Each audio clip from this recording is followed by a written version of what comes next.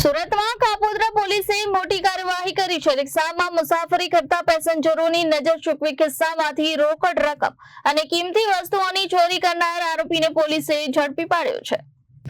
સુરતના Kapodra police station વિસ્તારમાં રિક્ષામાં મુસાફરી કરતા પેસેન્જરોને નિશાન બનાવતા ચોરને પોલીસે ઝડપી પાડ્યો છે। પોલીસ તપાસમાં સામે આવ્યું છે કે આરોપી રિક્ષા ચાલક તરીકે પેસેન્જરોને રિક્ષામાં બેસાડતો હતો અને મુસાફરી દરમિયાન પેસેન્જરની નજર ચૂકવી તેમના ખિસ્સામાંથી રોકડ રકમ અને કિંમતી વસ્તુઓની ચોરી કરતો હતો। એક ફરિયાદમાં પેસેન્જરના ખિસ્સામાંથી ₹40,000ની રોકડ રકમ ચોરી કરવામાં આવી હોવાનું સામે આવ્યું હતું। આ મામલે કાપોદ્રા પોલીસની સર્વેલન્સ ટીમે ટેકનિકલ સર્વેલન્સ અને બાતમીના આધારે તપાસ શરૂ કરી હતી।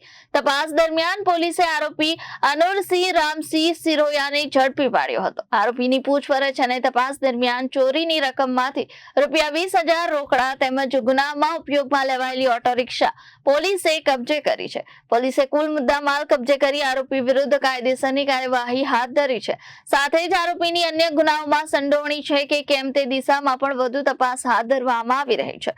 પોલીસ ઇન્સ્પેક્ટર MR સોલંકીની સૂચના અને માર્ગદર્શન હેઠળ PSI HL પંડ્યા અને PSI વિશાલભાઈ શંભુભાઈ સહિત સર્વેલન્સ ટીમના પોલીસ કર્મચારીઓએ સંયુક્ત રીતે આ કામગીરીને અંજામ આપ્યો હતો। કાપોદ્રા પોલીસની સતર્ક કામગીરીને કારણે રિક્ષામાં પેસેન્જરોને નિશાન બનાવી ચોરી કરતો આરોપી ઝડપાઈ ગયો છે। Bureau report Janadesh news Surat.